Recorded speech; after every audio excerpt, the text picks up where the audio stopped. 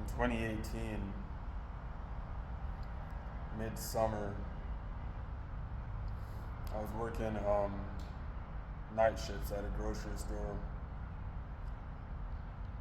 I was going to college. I think I was like in my third year. I had a book, handwritten book, handwritten on note, over hundreds of pages. And then it also had like a timeline of my life that I broke down each year, and each year had like a episode. I'd call them episodes. And each episode would have like a rating too. Kind of like how they have ratings on like video games and television programs, depending on how severe or exciting or impactful the event was, the episode. So it was kind of like a mirror effect type thing, a forwards backwards type thing, self-reflection type book. It was called A Normal Life. That's what I called it, A Normal Life. Well, I was writing this book since 2009. My father, my family in general, mom, they weren't too big of fans of it. They didn't like it because it was the truth, and then not only that, it came with a bunch of negative stuff. A lot of funny stuff in it too. It was real. So my dad, he like took it from me, and he like hid it. Before he passed away, like 2 years later, 3 years later, I found it. So back to 2018, it was stolen from the sunroof of my car due to my negligence during break time during the night shift at work. Some new person. See, it all kind of makes sense now. Not kind of, it all makes sense now. Because you see the patterns. But you were looking at it in a different way back then than how you see it now. So the clarity's kicking in. There's 3 new hires that they had here back in 2018. And one of them just so happened to be into like smoking weed or whatever. Because this is what it's kind of about, but not really. So on break, he wants to go to his apartment and smoke for a bit, for 30 minutes. We had a 30-minute break and come back. I didn't want to do it. I kept to myself. I wasn't alone or not. I got along with a lot of people. Always have. But just when it came to doing certain things, there's certain things I just did on my own. And things like that, I did on my own. Because people didn't do it like me. I wasn't like a oh my gosh, like a pothead. No. One little hit, let's feel good. Let's go back and do the job. Whatever. Basically, my lifestyle was being infiltrated in 2018. But I didn't know about it. See, I woke up. I thought I was woke. Even months back from now, I thought that 2019, 2020 was the starting point. It was 2018. And I go to this dude's house, go into his apartment, and we smoke for a bit. I guess he's playing this video game or whatever, because he only lived like 3 minutes literally from the store. And we come back and we get back to work. I'm oblivious of what just happened. It doesn't take until about 4 days later I realize my book is gone. My book is gone. And it probably wasn't even 4 days later. It's probably more recent than that. So I'm scrambling, obviously. During this time, I'm living with a buddy. Um, and his parents, because I was kicked out of the house in 2016. And actually, no, I was homeless in my car. This is just around the time when I just, because what happened is in 2016, I got kicked out of the house. It's a lot of in between stuff. I didn't do nothing wrong actually with that one. And lived with a buddy for a while. And it was the ego in me that really wanted to finish college. And I was driving back and forth from my friend's house, living with him and his family. It was we lived in Keller, Texas. And this happened in Denton, Texas when I had my book stolen, right?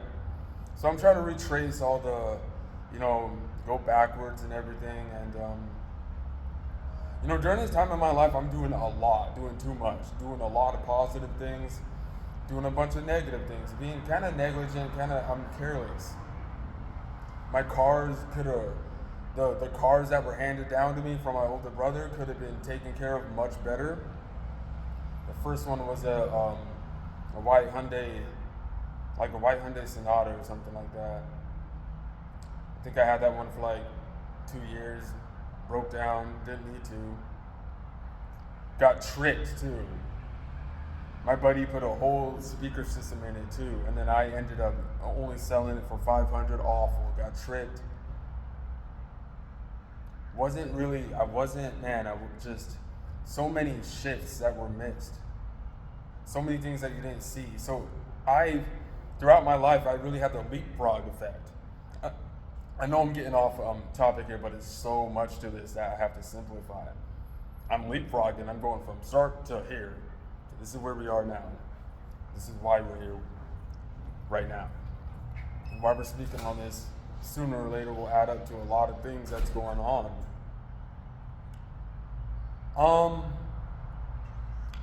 I went back to his apartment. I asked him about it.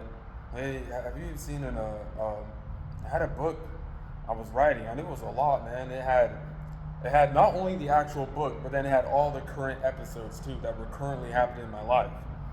Like I said before, it's like that self-reflection type thing. I ended up calling the police, the Denton, Texas police. They showed up. There wasn't much they could do. They didn't help. In fact, I remember it was two female cops they brought. They didn't have any male cops, and they came to the apartment complex I was at.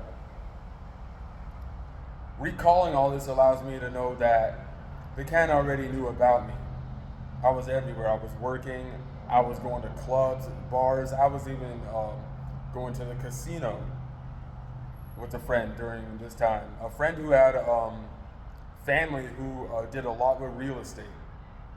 They did a lot with real estate. They did a lot with flipping properties, property management, and it's all going to tie into a lot of things that are going on right now. But like I said, let me not get off track. They didn't help. 1 year later, come to find out the FBI did like an operation around that area. This apartment complex, this coworker took me to, and there was a big sting operation on like theft and burglary. And they ended up finding my book. They ended up finding, because it wasn't just my book that was stolen.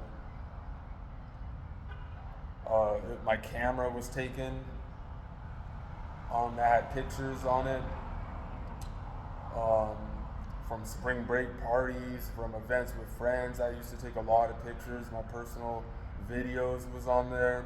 The FBI got a hold of some of my belongings, but just during that time, I was doing so much, involved with so many people. Not in a bad way, but just in such it's almost like a comedic type, just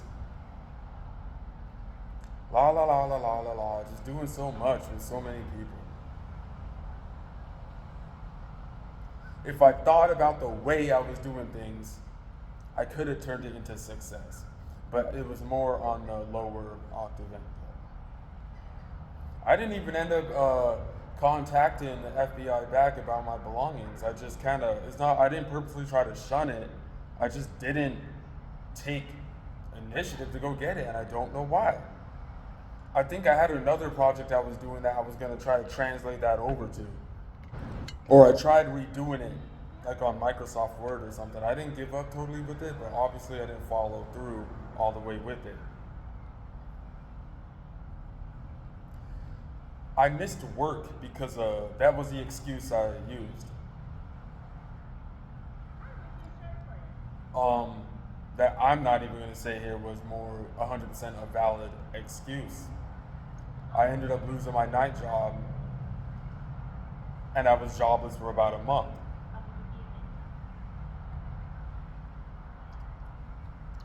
I got lucky. That's when I started going to the casino around that time with a roommate who was actually another coworker because of that company that I got very fortunate with and was able to find a house to live in Denton. It's all coming together now. I had to reapply to a job. I reapplied back to that job. Yes, I went back to that job because it was good. I was able to learn a lot with the things I could listen to. It was it was a challenging job, and not only that, I liked being able to see what I could do on my own. I liked being able to see statistics, and